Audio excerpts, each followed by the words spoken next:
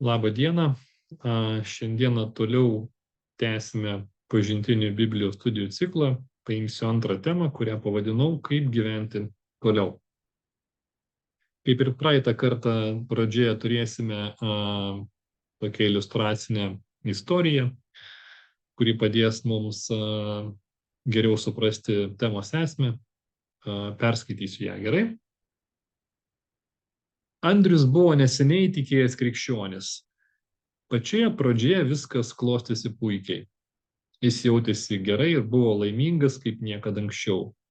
Vėliau kažkuriame tiesiosios taške gyvenimas atsiskleidė. Viskas prasidėjo gamykloje. Bendradarbiai pradėjo jį erzinti, pašiepti, praminė šventuoju. Andrius ilgai kentė tokią situaciją, bet vieną dieną ėmė ir pratrūko. Visiškai prarado kontrolę. Keikėsi ir šaukė. Visai kaip anksčiau, kai nebuvo tikintis. Vakare jautėsi nelaimingas, nuvylęs Dievą. Bet kodėl taip atsitiko? Ir ką dabar daryti toliau? Noriu pakviesti perskaityti Romiečiams 7 skyriaus 18-20 eilutes. Aš žinau, kad manyje, tai yra mano kūne, negyvena gėris. Mat gero trokšti sugebu, o padaryti ne. Aš nedarau gėrio, kurio trokštu, o darau blogį, kurio nenoriu. O jeigu darau, ko nenoriu, tai nebe aš tai įvykdau, bet manyje gyvenanti nuodėmė. Ką šios eilutės sako apie žmogaus prigimtį? Paulius sako, mano kūne negyvena gėris. Darau blogį, kurio nenoriu. Taigi mes matome, kad žmogus turi nuodėmingą prigimtį, kuri visada yra linkusi į blogį. Žmogus supranta, kas yra gėris, bet padaryti gėrio iš savęs jis pats negali. Nes jo nuodėminga prigimtis skatina jį rinktis blogį. Dabar, kada mes kalbam apie nuodėmingą prigimtį, labai svarbu suprasti, kad nuodėminga prigimtis tai nereiškia, kad žmogus gimsta su nuodėme. Ne, tai reiškia, kad žmogus gimsta su polinkiu į nuodėmę. Dėl kokios priežasties žmonės patiria pagundas? 1 Petro laiškas, 5 skyrius, 8 eilutė. Būkite blaivūs, budėkite. Jūsų priešas velnias, kaip riaumojantis liūtas, slankioja aplinkui, tykodamas ką praryti. Čia Petras mums atskleidžia, kad egzistuoja ne tik Dievas, bet egzistuoja ir Dievui priešinga jėga, tai yra velnias. Ir velnias, jisai visada yra šalia žmonių. Ir tas pasakymas tykodamas praryti, tai reiškia, jis visada yra pasiruošęs žmogų gundyti visomis įmanomis pagundomis. Velnias puikiai žino visas žmogaus silpnasias vietas. Ir būtent per tas silpnasias vietas velnias žmogų stengiasi sužlugdyti. Ne veltui Petras sako, būkite blaivūs, budėkite. Tai yra, mes turime sąmoningai suvokti, kad yra ta Dievui priešinga jėga. Kada pagunda ateina, mes turime suprasti, kad kažkur netoliese yra velnias. Ir jis nori mus toje vietoje sužlugdyti, pavergti mus. Tai ir aišku, aš čia dar norėčiau tokią mintį pridėti vieną, kad vieniems mums šiame gyvenime bus labai sunku. Kaip sako patarlė, vienas lauke ne karys. Tai kodėl Jėzus paliko bažnyčią. Kas yra bažnyčia? Tai yra tikinčiųjų žmonių susibūrimas. Mes matome šventajame rašte, apaštalų knygoje prašyta, kad šventoji dvasia kiekvieną tikintį žmogų apdovanoja dvasinėmis dovanomis. Ir dėka tų dvasinių dovanų žmonės bažnyčioje vieni kitiems gali tarnauti. Viens kitą gali pastiprinti, padėti tuose reikmėse, kurios žmonės turi. Todėl nebūkime vieni ieškokime bendruomenės, tikinčių žmonių bendruomenės, prie kurios mes galėtume prisijungti. Kaip velnio pagundos virsta į nuodėmes ir kas kaltas? Jokūbo 1 skyrius 13-15. Ir ne vienas gundomas ten nesako, aš esu gundomas, aš esu Dievo gundomas. Dievas negali būti gundomas į piktą ir pats nieko negundo. Kiekvienas yra gundomas savo geismo pagrobtas ir suviliotas. Paskui įsiliepsnojęs geismas pagimdo nuodėmę, o subrandinta nuodėmė gimdo mirtį. Taigi, ką mes čia matome? Mes matome, kad Dievas nėra tas, kuris žmogų gundo. Ar ne? Parašyta, kad kiekvienas yra gundomas ir paaiškinta, kaip yra tas žmogus gundomas. Sako, savo geismo pagrobtas ir suviliotas. Paskui įsiliepsnojęs geismas pagimdo nuodėmę. Taigi mes matome, kada yra pagunda, atsiranda po žmogų geismas. Ir va šioje vietoje žmogus renkasi, ką darys. Pasiduos geismui ar nepasiduos. Jeigu žmogus pasiduoda geismui, parašyta, kad geismas pagimdo nuodėmę. Štai koks yra nuodėmės mechanizmas. Taigi, velnias ateina su pagunda, žmogus pasiduoda geismui, geismas pagimdo nuodėmė. Bet kas įvyksta, jeigu žmogus nepasiduoda geismui? Velnias ateina su pagunda, žmogus nepasiduoda geismui ir geismas negali pagimdyti nuodėmės. Taigi mes matome, kad dėl žmogaus nuodėmių gyvenime yra kaltas tik tais pats žmogus. Taip, velnias yra gundytojas, bet jis negali žmogaus priversti padaryti nuodėmės. Lygiai taip pat kaip Dievas negali žmogaus priversti nepadaryti nuodėmės. Tai yra, žmogus visada renkasi. Ir jeigu žmogus pasirenka padaryti nuodėmę, tai yra pasiduoti geismui, tai yra žmogaus pasirinkimas. Žmogus negali ieškoti savo gyvenime kaltų dėl to, kad gyvena nuodėmėje. Kaltas yra tik jis pats. Kaip Jokūbas vadina pagundas? Jokūbo 1 skyrius nuo 2 iki 4 eilutės. Laikykite, broliai, tikrų džiaugsmų, kad pakliuvote į visokius išmėginimus. Supraskite, jūsų tikėjimo išmėginimas gimdo ištvermę, o ištvermė subręsta darbu, kad jūs taptumėte tobuli, subrendę ir nieko nestokojantis. Jokūbas pagundas vadina tikėjimo išmėginimu.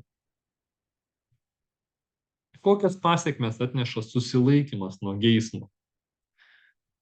Vėlgi, 3 eilutėje mes matome parašyta: jūsų tikėjimo išmėginimas gimdo ištvermę. Ir toliau tęsia mintį, kad jūs taptumėte tobuli, subrendę ir nieko nestokojantis. Taigi susilaikymas nuo geismo žmogui suteikia daugiau ištvermės. Žmogus tampa atsparesnis.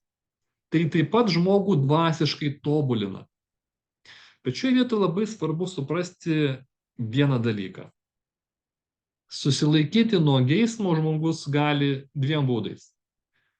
Gali bandyti pats tai daryti, o gali ateiti pas Dievą ir prašyti Dievo jėgų tai padaryti. Ateiti pas Dievą ir pasiimti Dieve esančią jėgą, kurios dėka žmogus gali susilaikyti nuo to geismo. Aš dabar noriu pasidalinti trumpų liudijimų iš savo gyvenimo. Aš kada įtikėjau, prieš tai labai daug keikdavausi. Ir įtikėjęs aš supratau, kad keiksmažodžiai tai yra negeras dalykas ir aš pasakiau Dievui: gerai Dieve, aš suprantu, kad tai blogai, aš daugiau nebesikeiksiu. Ir iš tikrųjų, kurį tai laiką man puikiai sekėsi.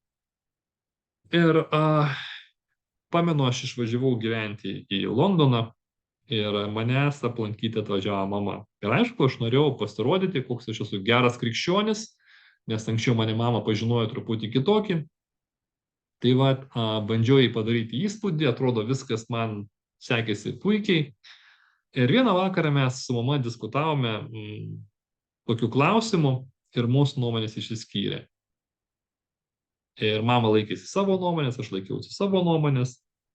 Ir kadangi man nepavyko mamos įtikinti, aš susierzinau ir iš mano lūpų pasipylė keiksmažodžiai. Man tai buvo taip netikėta ir nelaukta, tai yra aš netikėjau, kad vat, tokioje situacijoje aš galiu taip pasielgti. Ir aišku, mano mama susėmė už galvos, išėjo iš kambario ir aš suklupau ant kelių ir pirmą kartą maldoje nuoširdžiai atėjau pas Dievą. Aš pripažinau Dievui, kad, sakau, Dieve, tikrai aš dabar suprantu, kad iš savęs aš nieko negaliu padaryti, nes manyje negyvena joks gėris. Aš galiu suprasti, kad tie dalykai yra blogi, galiu bandyti savo valios pastangomis kažkaip tai susilaikyti, bet tik laiko klausimas, kada aš pratrūksiu. Man, Dieve, trūksta tavęs. Man, Dieve, trūksta tavo jėgos, man jos reikia, nes be tavęs, Viešpatie, aš negaliu daryti nieko gero. Pamenu, pasimeldžiau, praėjo gal kokie 3-4 mėnesiai ir aš pastebėjau, kad mano lūpose nebėra keiksmažodžių.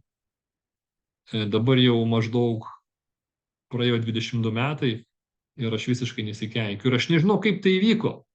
Negaliu paaiškinti tuos dvasinius procesus, tuos pasikeitimo procesus žmogaus gyvenime gali paaiškinti tik tais Dievas. Bet ką aš žinau, kad visi pasikeitimai ateina tuo met, kada žmogus suklumpa prieš Dievą. Kada žmogus trokšta tos Dievo jėgos, kuri gali galinti žmogų gyventi be nuodėmės. Taigi, mes čia kalbėjom apie 2 būdus susilaikyti. Mes galime bandyti susilaikyti iš savęs ir vėliau ar anksčiau mes patirsime nesėkmę, bet galime susilaikyti ateidami pas Dievą. Galime pasinaudoti tą Dievo jėgą ir nedaryti nuodėmių mūsų gyvenime. Kada turėtume pasakyti geismui stop ir kodėl? Dažną kartą žmonės yra linkę žaisti su nuodėme, nes nuodėmė yra maloni, ji yra patraukli ir dažną kartą mes jos nenorime paleisti. Bet čia Jokūbas sako, subrandinta nuodėmė gimdo mirtį. Čia yra labai didelis pavojus. Subrandinta nuodėmė tai reiškia, kada žmogus sąmoningai apmąsto, ką jis darys ir tada padaro. Kada žmogus padaro sąmoningai nuodėmę, jis jau peržengia raudoną liniją. Ir jeigu žmogus toliau žaidžia su nuodėme, kas žmogaus gyvenime atsitinka, žmogus pradeda nebegirdėti šventosios dvasios balso. Žmogus pradeda nebegirdėti sąžinės balso. Žmogus pradeda įteisinti tą nuodėmę savo gyvenime. Ir galų gale, kada žmogus jau pilnai tą nuodėmę įteisina, jis nebegirdi visai šventosios dvasios balso. Jam tai yra kaip norma, tampa taip priimtina gyventi. Tai vat tada žmogus faktiškai dvasiškai miršta. Tai yra žmogaus dvasinė mirtis. Ir aišku, ir kitoks šios eilutės paaiškinimas. Pavyzdžiui, įsivaizduokime, jeigu žmogus supranta, kad rūkyti yra blogai, bet jis vis tiek rūko. Laikui bėgant mes žinome, kad rūkymas gali pakenkti plaučiams ir gerklei, gali išsivystyti vėžys ir žmogus gali numirti. Tai yra, čia Jokūbas toj 15 eilutėje kalba apie tai, kaip nuodėmė gali, kaip subrandinta nuodėmė gali žmogų patraukti arba į dvasinę mirtį, arba į fizinę mirtį. Žmogus gali numirti. Todėl aš noriu pakviesti mus nežaisti su nuodėme. Šiandieną pasakykime geismui ne. Šiandieną pasakykime nuodėmiai ne, nes rytoj gali būti per vėlu.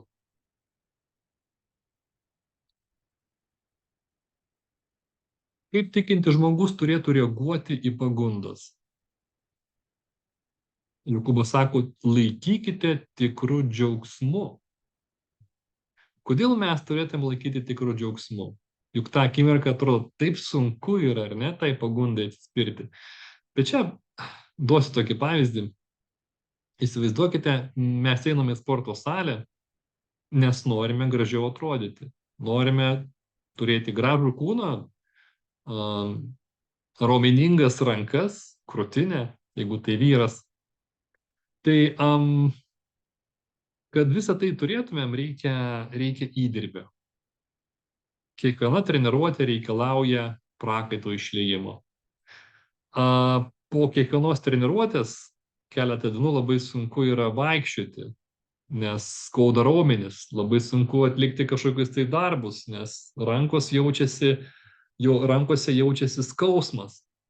Bet tai yra geras ženklas, nes tai reiškia, kad raumenys gavo tam tikrą krūvį ir jie auga. Tai panašiai yra ir dvasinėme gyvenime. Kada žmogus patiria išbandymus ir kada, būdamas Dieve, jis tuos išbandymus įveikia, žmogus dvasiškai bręsta. Jis tampa vis dvasiškai stipresnis. Tai yra dvasinis žmogaus augimo procesas. Kuo daugiau žmogus pakliūva į pagundas ir būdamas Dieve atsilaiko, tuo stipresnis ir atsparesnis jis tampa nuodėmei. Pradžioje atrodo, tos situacijos yra skausmingos, bet vėliau mes pamatysime puikius vaisius. Pažiūrėkime, ką iš karto po krikšto patyrė Jėzus. Paskui Jėzus buvo dvasios nuvestas į dykumą, kad ten būtų velnio gundomas. Na, jeigu mes paskaitysime keletą eilučių prieš tai, mes pamatysime, kad Jėzus į dykumą buvo nuvestas iš karto po krikšto. Taigi mes matome, kad krikštas tai nėra kažkokia tokia apsauginė priemonė, kuri padės žmogui išvengti pagundų gyvenime. Ne, tikinti žmogus pagundų neišvengs. Tai yra iki pat gyvenimo pabaigos žmogus bus toje kovoje. Nes velnias jisai niekur nuo žmogaus nesitraukia. Tai yra, krikštas mums negarantuoja sklandaus sviestu patepto gyvenimo. Jėzus buvo gundomas, ar ne? Jis gundomus mes matome atlaikę, mes taip pat būsim gundomi. Dabar kaip apaštalas Paulius apibūdina krikščionišką gyvenimą? Pirmas laiškas Timotiejui, 6 skyrius, nuo 10 iki 12 eilutės. Visų blogybių šaknis yra meilė pinigams. Kai kurie, jai pasidavę, nuklydo nuo tikėjimo ir patys save drasko daugybę kančių. O tu, Dievo žmogau, bėk nuo tų dalykų. Verčiau vykis teisumą, maldingumą, tikėjimą, meilę, ištvermę, romumą. Kovok gerą tikėjimo kovą, pagauk amžinąjį gyvenimą, kuriam esi pašauktas ir kuriam pateikia gerą išpažinimą daugelio liudytojų akyse. Taigi, Paulius sako, aišku, čia Paulius kalba apie meilę pinigams, bet tas principas jisai tinka bet kokiai nuodėmei. Ar ne? Paulius sako, tu, Dievo žmogau, bėk nuo tų dalykų. Sako, verčiau vykis teisumą, tikėjimą, ištvermę, meilę, romumą ir paskui užbaigė, kovok gerą tikėjimo kovą, pagauk amžinąjį gyvenimą. Mes matome, kad tikinčio žmogaus gyvenimas yra Biblijoje pateikiamas kaip kova. Žmogus tikintis yra kviečiamas kovoti. Dabar ką reiškia kovoti? Na, mes anksčiau jau truputėlį kalbėjome apie tai, kaip veikia nuodėmės mechanizmas, ar ne? kada ateina pagunda iš velnio, tada po žmogų atsiranda geismas. Kada tas geismas atsiranda, tai pats geismas jis dar nėra nuodėmė. Bet kada žmogus pasiduoda geismui, tada ateina nuodėmė. Ir kova pas žmogų dvasinė yra pasiduoti geismui ar nepasiduoti. Pasiduoti geismui ar nepasiduoti. Tai yra dvasinė kova. Ir Paulius sako, kovokite, nepasiduokite. Svarbiausia, mums reikia atminti, kad mums nereikia kovoti patiems. Mumise nieko nėra gero. Mes patys iš savęs negalime atsilaikyti prieš velnio pagundas. Pamenat, mes jau kalbėjome apie tai, kad žmogaus prigimtis yra nuodėminga, visada linkusi į blogį. Kad atsilaikyti prieš nuodėmę, mums reikia Dievo jėgos, o ji yra Dieve.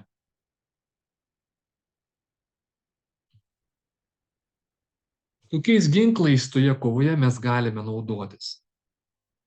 Efeziečiams 6, 13, 18.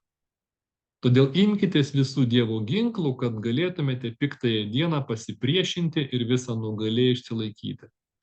Tad stovėkite susijuosę strėnos tiesa, apsivilkite teisumo šarvais ir apsiavę kojas ryžtu skleisti taikos evangeliją. Visais atvejais pasimkite tikėjimo skydą, su kuriuo užgesinsite visas ugningas piktojo strėles. Pasimkite ir išganimo šalmą bei dvasios kalaviją. Tai yra Dievo žodį. Kiekvienu metu melskitės dvasioje visokiojopomis maldomis ir prašymais. Be paliovos budėkite malda užtardami visus šventuosius. Taigi, man tos eilutės patinka dėl to, kad aš matau čia Dievo rūpestį. Dievas nepaliko žmonių našlaičiais. Tai yra, jis suteikė žmonėms visus dvasinius ginklus, kad jie galėtų atsilaikyti tą piktąją dieną. Dabar ką reiškia piktąją dieną? Piktąją dieną reiškia tas akimirkas, kada mes esame gundomi. Pažiūrėkime, kokius ginklus Dievas mums paliko.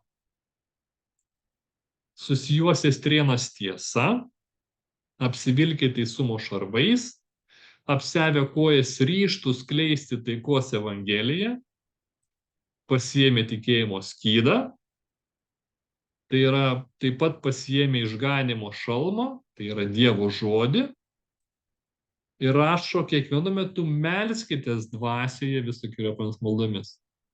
Tai mes matome tuos ginklus, kuriuos Dievas mums paliko. Stovėti tiesoje, apsivilkti teisumo šarvais, ryžtingai skleisti evangeliją, visada nešioti tikėjimo skydą, niekada nepamiršti Dievo žodžio, budėti maldoje už save ir kitus.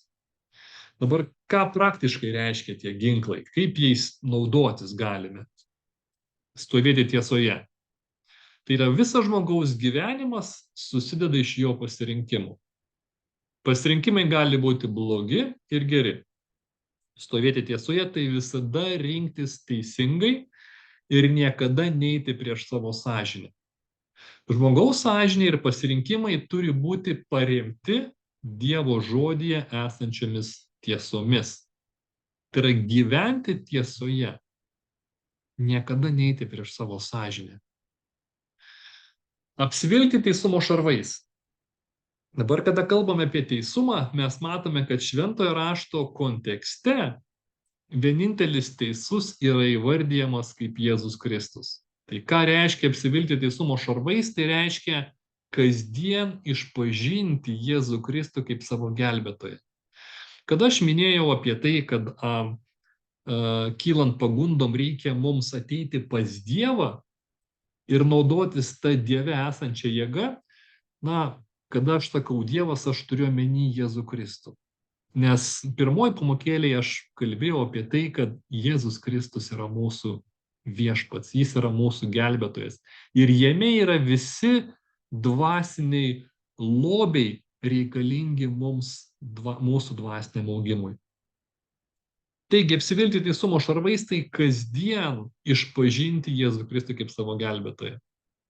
Ateiti maldoje kiekvieną rytą, iškelti rankas į dangų ir sakyti: Jėzau, aš tave išpažįstu, tu esi mano gelbėtojas, tu numirei už mane ant kryžiaus, tavyje yra visi dvasiniai lobiai, kurie man bus reikalingi einant per šiandienos kelionę. Toliau, ryžtingai skleisti Evangeliją. Kas tai per ginklas?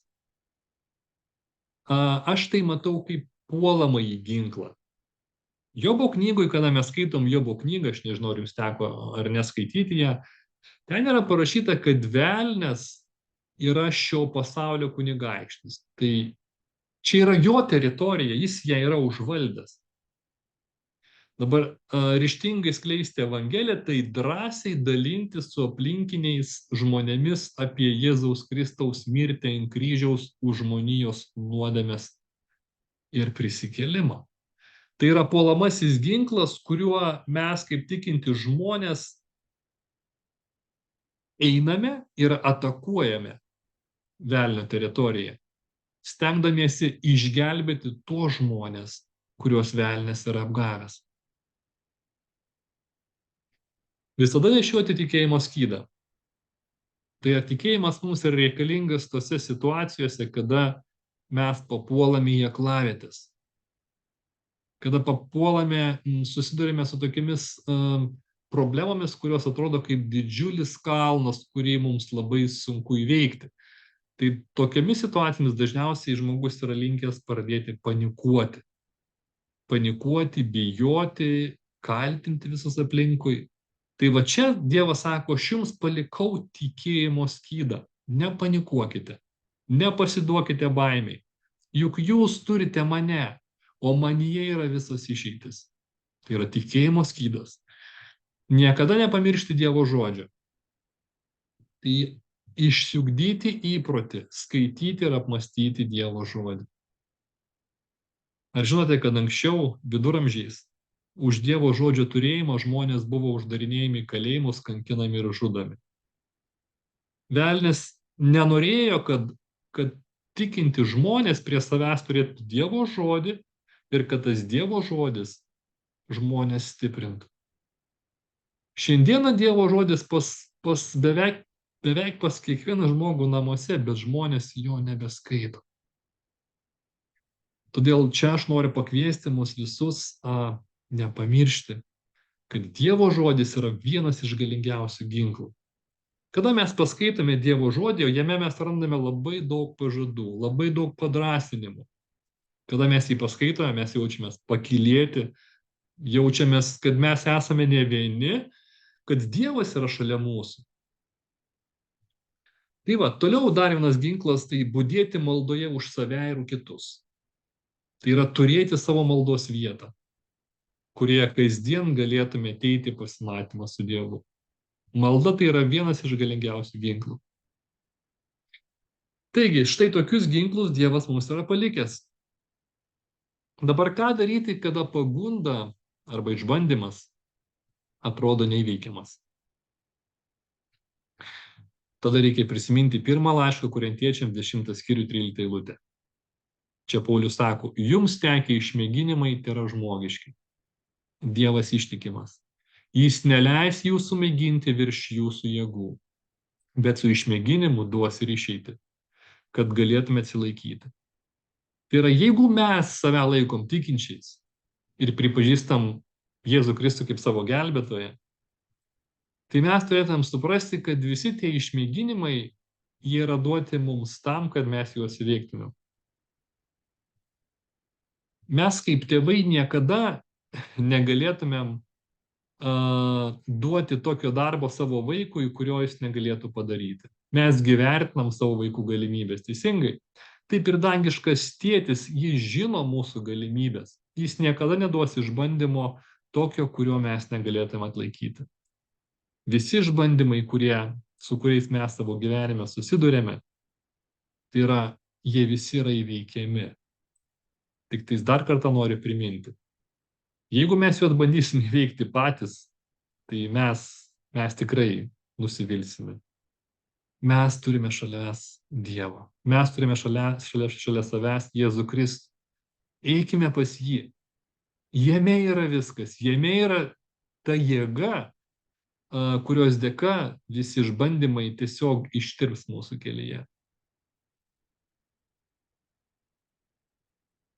Taigi, ką daryti, kada pagunda išbandymas atrodo neįveikiamas, tai nepasiduoti, ieškoti išeities, ieškoti atvirų durų, kurias Dievas mums yra paruošęs. Kas jeigu nepavyko ir suklupau? Kaip gyventi toliau? Tas klausimas, manau, yra labai svarbus, nes dažnai, kada tikintis žmogus suklumpa, padaro nuodėmę, tada jisai linkęs yra save kaltinti. Yra linkęs taip save kaltinti, kad žmogus daugiau nebenori eiti su Dievu. Jis galvoja, kad Dievas jam daugiau nebeatleis. Nes mes sprendžiame dažniausiai pagal save. Kada mus kažkas supykdo, kažkas su mumis neteisingai pasielgia, mes ant tokio žmogaus užpykstame. Ir mes, atrodo, jo daugiau nebenorime matyti akise. Ir va tas supratimas pas mus taip pat yra, kada mes suklumpame, mums atrodo, kad Dievas dabar ant mūsų supyks ir pervers strėlę ir atsisakys mūsų. Bet iš tikrųjų taip nėra. Žiūrėkite, ką sako Jonas. 1 Jono laiškas, 1 skyrius 9 eilutė. Mano vaikeliai, rašau jums tai, kad nedarytumėte nuodėmių. O jei kuris nusidėtų, tai mes turime užtarėję pas Tėvą teisų į Jėzų Kristų. Jis yra permaldavimas už mūsų nuodėmes ir ne tik už mūsų, bet ir už viso pasaulio. Taigi, pirmoji eilutė Jonas sako, jisai sako, rašau jums, kad nedarytumėte nuodėmių. Taigi, mes matome, kad Dievo troškimas yra aiškus. Dievas nenori, kad žmogus gyventų nuodėmėje. Bet toliau Jonas sako, bet jeigu kažkas tai netyčia nusidėtumėte, čia labai svarbu suprasti, kad kalba apie netyčinės nuodėmes. Sako, jeigu kuris netyčia nusidėtų, tai mes turime užtarėję pas Tėvą teisų Jėzų Kristų. Sako, jis yra permaldavimas už mūsų nuodėmes. Koks turėtų būti pas tikintį žmogų suvokimas, kada jisai nusideda? Jis turėtų suprasti, kad ta nuodėmė, kurią žmogus padarė, jam jau yra atleista, nes Jėzus už tą nuodėmę numirė ant kryžiaus. Todėl Dievo troškimas yra, kad tuo metu, kada žmogus nusideda, kad žmogus stotųsi, pasitikėdamas Dievo meilę ir žygiuotų per savo gyvenimą toliau. Mes praeitą pamokėlę kalbėjome apie tai, kaip Dievas pasiuntė į šį pasaulį savo sūnų, tai yra Jėzų Kristų, ar ne?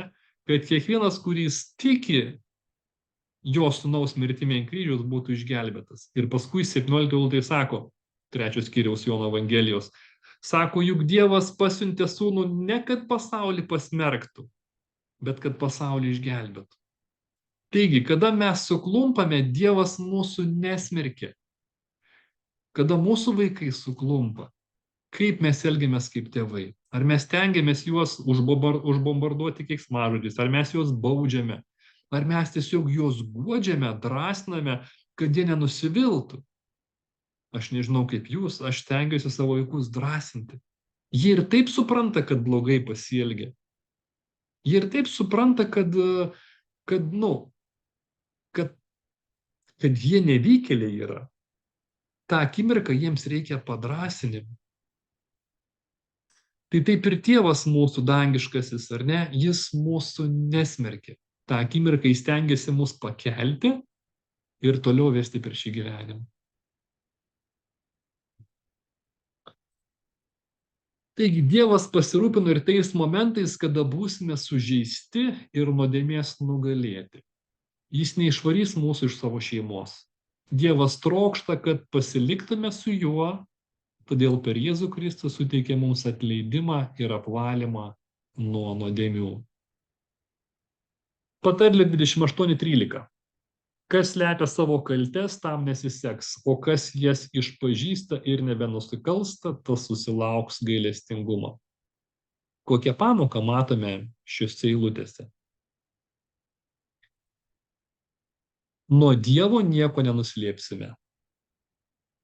Geriau būti su Dievu sąžiningu. Visos kaltės, visos nuodėmės Dievui yra matomos. Netgi ir pačios slapčiausios, kurie žmogus yra paslėpęs pačiam giliausiam ir tamsiausiam širdies kambarėlyje, Dievas jas žino. Kada tikinti žmogus slepia savo nuodėmės, jis yra nenuoširdus krikščionis. Maža to, jis dvasiškai neauga. Dvasinis augimas yra tik tais tuomet, kada žmogus yra nuoširdus ir sąžiningas prieš Dievą. Pamenat istoriją apie Dovydą, aš nežinau, ar jums teko skaityti tą istoriją apie Dovydą, kada Dovydas nusidėjo, permiegodamas su vieno iš savo geriausio karvedžio žmona. Kada pranašas jam pasakė arba įvardijo tą nuodėmę, kaip jisai pasielgė, Dovydas krito ant žemės Dievo akivaizdon, išpažindamas savo nuodėmę nuoširdžiai. Ir mes matome, Dievas visada vadina Dovydą savo draugu. Dėl ko? Dėl to, kad Dovydas kūrė teisingus santykius su Dievu. Jis klydo savo gyvenime, nusidėdavo, bet jis niekada neslėpdavo savo nuodėmių. Jis buvo nuoširdus prieš Dievą. Jis prašydavo atleidimo, keldavosi ir toliau eidavo per savo gyvenimą, įsikibęs į Dievo ranką. Tai vat aš kviečiu, kad mes visi kurtume tokius santykius. Neslėpkime nuodėmių, atneškime Dievui tą nuodėmę, atiduokime jam tą nuodėmę ir toliau tiesiog kurkime santykius su Dievu. Ar egzistuoja tokia žmogaus būsena arba gyvenimo situacija, kurioje Dievas neturėtų išeities? Ar gali būti taip, kad mes pakliuvome tokią situaciją ir galvojame, kad viskas, mums Dievas čia tikrai nesugebės niekom padėti? Filipiečiams 4 skyrius nuo 12 iki 13 eilutės. Paulius sako, esu patyręs ir vargo, ir pertekliaus. Visa, ko teko ragauti. Buvau sotus ir alkanas, turtingas ir beturtis. Ir prideda. Aš visą galiu tame, kuris mane stiprina. Paulius sako, aš visą galiu tame, kuris mane stiprina. Jis sako, kad neegzistuoja tokios situacijos, tokio išbandymo, tokios problemos, kurios aš negalėčiau įveikti Dieve. Tegul tai būna mums visiems pastiprinimas šiandieną, kad mes nenusiviltumėm. Dieve yra visas mūsų išeitis. Taigi, baigiu šiandienos Biblijos studijas ir norėjau paklausti jūsų, ką šiandieną išsinešite iš šių Biblijos studijų. Jeigu galite, pasidalinkite savo mintimis komentaruose po šiuo video. O aš jums dėkoju ir linkiu geros dienos. Susimatysime sekantį kartą. Sudiev.